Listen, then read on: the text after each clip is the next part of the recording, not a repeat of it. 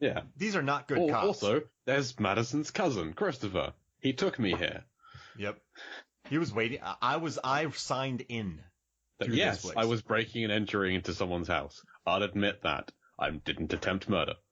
Yeah, and then also the cops wanted to talk to him about Josh's death, but he had an alibi for that as well because wasn't he with Amy? And Amy was like, "You need to leave." But that only is sticks if she survives being run off the road by Madison. Yeah, it's true. She's tying up the loose ends. She's Final Destination 2ing this thing. Oh man, this cast this would have been interesting. I like these actors. Imagine if a Final Destination situation happens during Swimfan. I can see that. I mean, Josh is basically the guy who dies in the swimming pool in Final Destination 4. He gets his butt sucked out of him. Final Destination. Yeah. Randy's the nice kid who gets blown up at the very end. Amy lives. Madison gets... Yeah, Amy's the hero. Amy, what happens to Amy? Pool? Lightning in a rainstorm? Yeah. A tub falls on her. Oh, that's unfortunate. Like in the Final Destination. I mean, Madison has to drown. It has to be water-based. Like she might have the Todd death in the shower because she slips on the water. Oh, wait, how about this? There's a full tub, right? It somehow falls upside down and lands on her, trapping her with the water. So she has this tub that's stuck in the ground. No one can pull it off while she's in the water. I like it. Or it could be like the tanning beds, but where like she gets trapped in it somehow and there's not enough air. There's that film where people get trapped in a swimming pool overnight, over a weekend. It's that kind of a situation, but there's no air at all. Yeah, Ben gets trucked probably, right? Hit by something. I see him having the first guy in Final Destination 2 who has the ladder go through his eye. Oh yeah, that one of my favorite scenes in any film. And then Death is just like, "You're too nice, Amy, and you have to deal with all these people." She's the one who has the visions. Oh, so she's trying to save these people. She saves Renee. Renee gets out. Everyone else, and she saves Christopher, but everyone else, unfortunately, we even lose Randy. We don't want to, but we lose Randy. Randy's the Sean William Scott of this one. He just get stay away from me, and gets his head cut off. Aw. I mean, it's sad to see him go, but that's these films. That's what happens. Can Christopher get smushed by a glass plane? Yeah, and Dan Hedaya, he needs to go as well. Whether he gets catapult. Yes, of course. He's at a Ren fair. He's at a Ren fair, right? And he's yelling at Ben about getting his swim time up.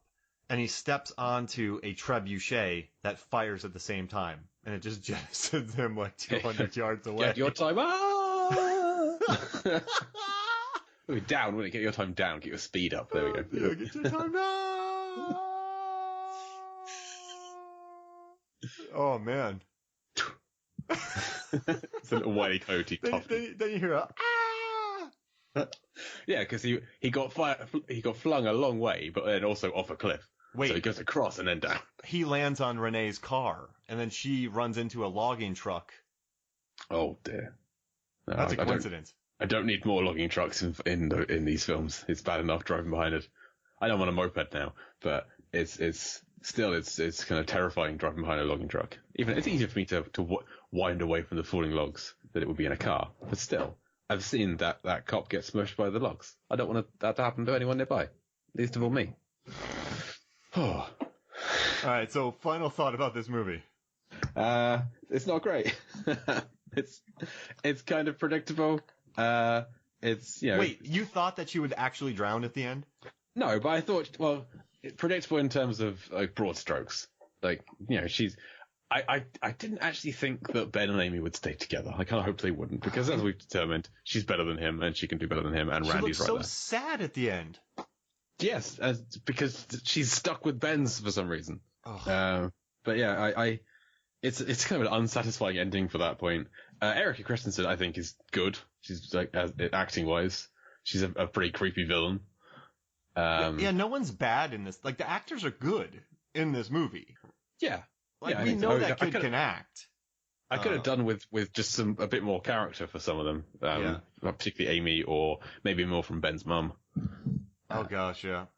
Well, there was a deleted scene with Ben's mom where she was kind of flirting with her son, and she's like kind of jealous that he's with Amy. But I'm glad they cut that. Yeah. That would have been awkward. Yeah, it's a little creepy. All right. So what are your thoughts? Are you a Swimfan fan? I mean, I definitely feel like I blew it up too much in my head. Now, I got to tell you, though. All right.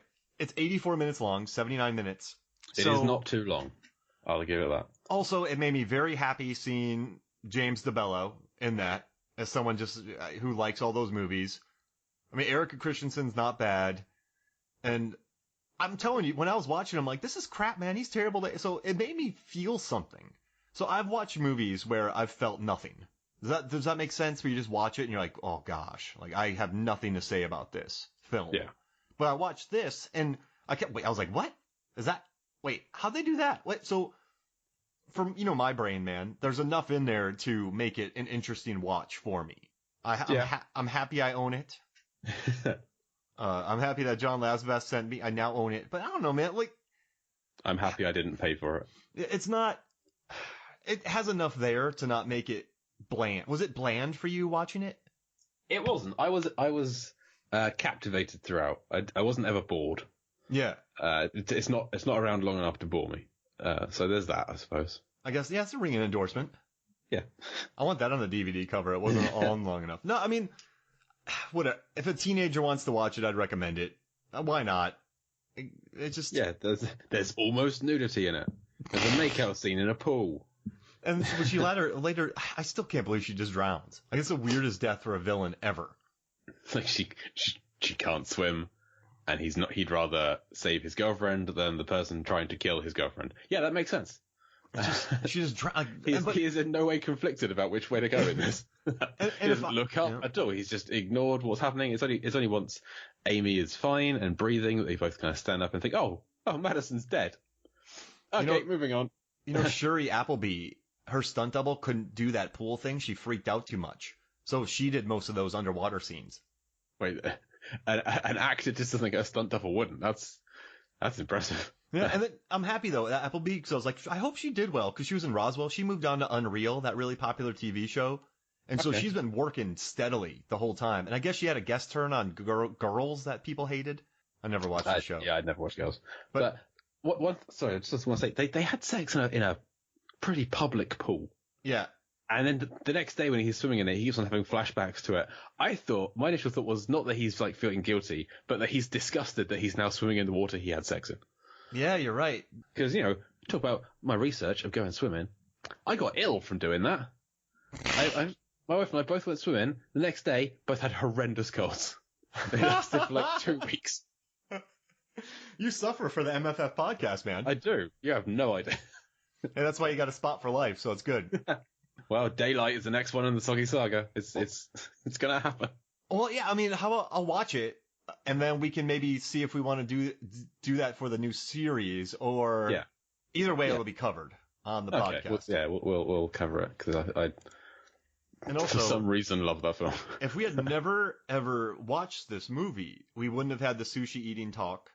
No, we wouldn't have been able to stick up for Amy. Hey, Mark, I will always be grateful for any film that I watch that gets me to talk about it on the MFF podcast. And the Trebuchet. That was gold. And the Trebuchet. I think you've said some funny stuff, man, but I think that was top 3 right there. Well, let's stop it there before we ruin it. Yeah, that's right. All right, well, hey, thanks for coming on, man. This was Hey, this was fun. Thanks for joining me, man. Thanks, Mark. All right, so for me, Mark Hoffmeyer, and for Jay Cluitt, this is Movies, Films, and Flicks. We'll see you next week.